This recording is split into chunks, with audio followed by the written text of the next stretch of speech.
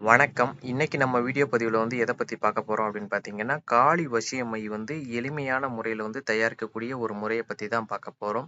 இதற்கு என்ன பண்றீங்க அப்படின்னு பார்த்தீங்க அப்படின்னா, அமாவாசை அப்படி இல்லைன்னா கிரகண நேரங்கள். இந்த நேரங்கள்ல கருப்பு குன்றுமணிக்கு காப்பு கட்டி சாப நிவர்த்தி பண்ணி, அதனோட வடக்கு புறமாக வடதிசையில போகக்கூடிய வேர இரும்பு ஆயுதம் இல்லாம வெட்டி எடுத்து கொண்டு பார்த்தீங்க அப்படின்னா, அர்த்தர், புனுகு, ஜவ்வாது, கோரோசனை இத தயார் பண்ணி வச்சுக்கோங்க. அந்த வேர மண் பானையில போட்டு கருக்கி எடுத்து, அத அரைச்சு மை பக்குவத்துக்கு கொண்டு வரலாம். இத அரைக்கும்போதும் பார்த்தீங்க அப்படின்னா, அந்த ஸ்க்ரீன்ல குடுத்திருக்கிற மந்திரத்த சொல்லணும். அதேபோல இந்த மந்திரத்த ஒரு 1008 முறை இந்த மை டப்பாவ திறந்து வச்சுட்டு வெத்தல, பாக்கு, பூ, பழம், தேங்காய் இத காளி படத்துக்கு முன்னாடி வச்சுட்டு, இந்த மந்திரத்த ஒரு 1008 முறை சொன்னீங்க அப்படின்னா, இந்த மையானது சித்திக்கும்.